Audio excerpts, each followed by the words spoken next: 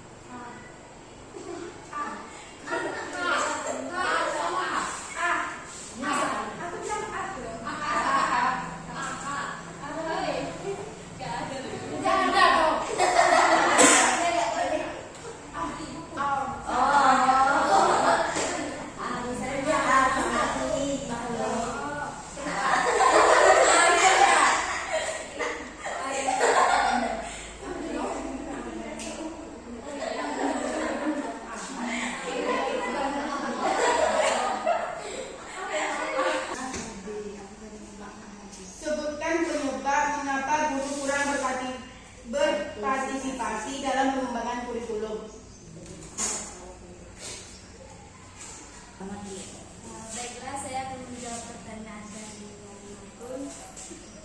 Dalam pengembangan kurikulum terdapat beberapa hambatan.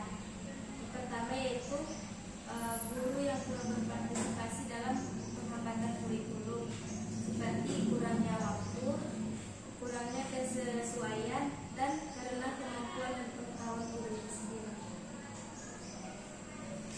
Apakah ada yang ingin menambahkan? Pas. Oke, kalau pas, terima kasih kepada Sakila. Masuk kepada jadi ketiga, kata-kata.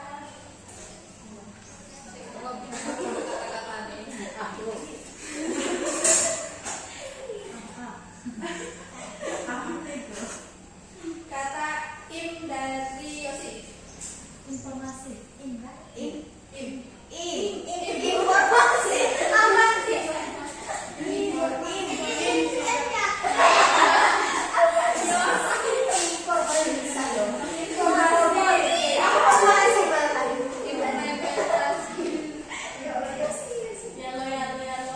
Yosi kan? Pertanyaannya itu di dalam model pengembangan kurikulum terdapat beberapa model. Sebutkan perbedaan antara di administratif model dan di grassroots model.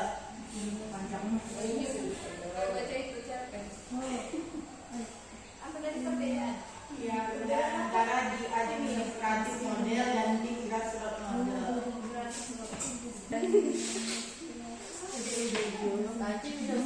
Ya, administratif model. Baiklah, perbedaan dari the administratif model dengan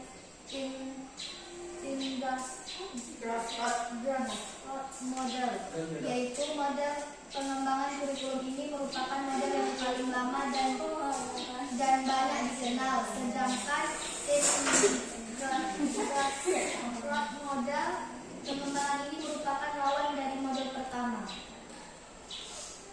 Kesimpulannya?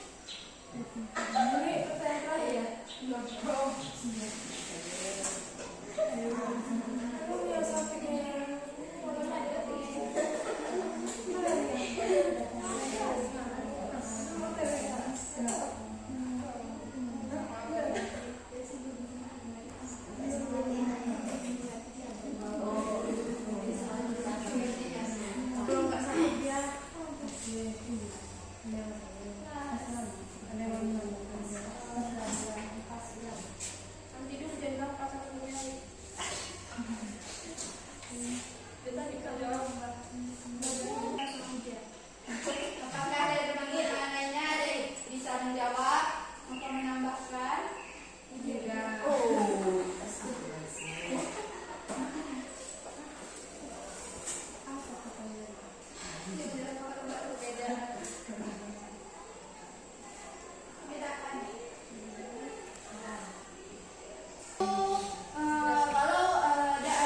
Kalau model administratif ini yaitu dia tuh yang buat tuh dari pihak atas, dari administrator. Tadi kayak ada direktur sekolah, direktur lembaga. Kalau dari kalau model tim grassroots ini tuh orang bawah yang misalnya kayak guru bisa sekolah. Itu perbedaannya. Lanjut ke game yang keempat.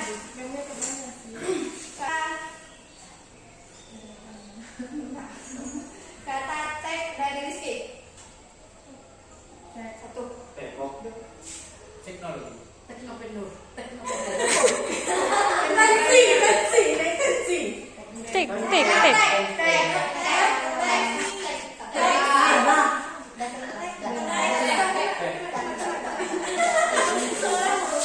Kalau bahasa Inggris namanya taxi, bukan taksi. Pertanyaannya itu menurut Anda mengapa harus ada pengembangan kurikulum di dunia pendidikan? Jelaskan. Baiklah, langsung saja saya jawab pertanyaan Mbak Halimah. Mengapa ada kurikulum kan? Pengembangan kurikulum Di dunia pendidikan. supaya kita sebagai siswa yang aktif daripada guru, karena itu kita bisa gugup.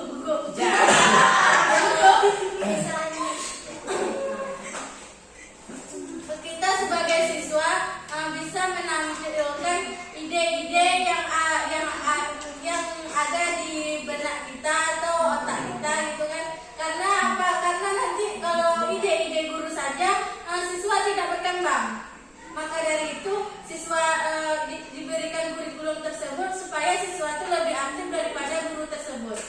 Terima kasih.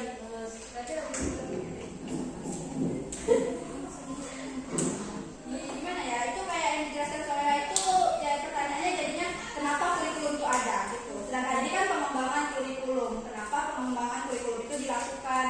Kalau maksud dari saya itu kayak misalnya kita tuh ya ada perubahan atau kita tuh ada perubahan yang lebih maju dari yang sebelumnya. Berarti kan dari kurikulum yang sebelumnya kita ini menyempurnakan dari kurikulum sebelumnya. Itulah kenapa pengembangan kurikulum itu dilakukan. Terima kasih. Terima kasih sudah sehat. Selanjutnya kata yang terakhir.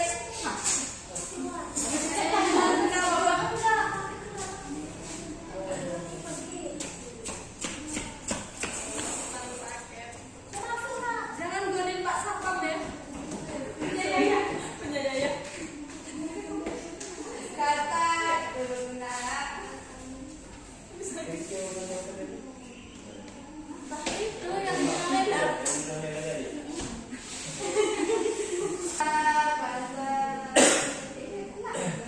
Kata H dari Putri Mulia.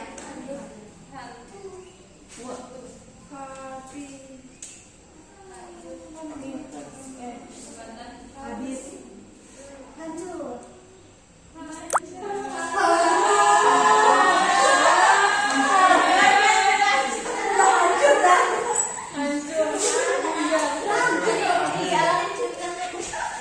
Kemudian biasa spesial simpulan. Kesimpulan dong. Terus kan tadi udah ada pertanyaan mengapa pengembangan kurikulum itu dilakukan. Nah, ini maksudnya jadi pertanyaannya tuh menurut Dian saat ini apakah sudah berhasil pengembangan kurikulum itu dilakukan? Apa hasilnya? Apakah Dian sebagai pesertanya ini puas atau tidak? Atau menurut lembaga tuh kan lembaga tuh menyiptakan pengembangan kurikulum ini supaya ada perubahan yang lebih baik. Apakah sesuai dengan harapan mereka? Pengembangan Sesuai saya akan menjawab pertanyaan dari kelompok penyelidik. Jawabannya tidak sesuai karena banyak peserta didik yang kurang paham dengan kurikulumnya sekarang. Peserta didik yang kurang paham dengan kurikulum sekarang, seperti kurikulum K13. Saya ingin menambahkan dari teman-teman mengungkapkan pendapatnya. Baiklah, saya ingin menambahkan jawaban dari dia. Mengapa kita sulit untuk beradaptasi ke kurikulum 2013?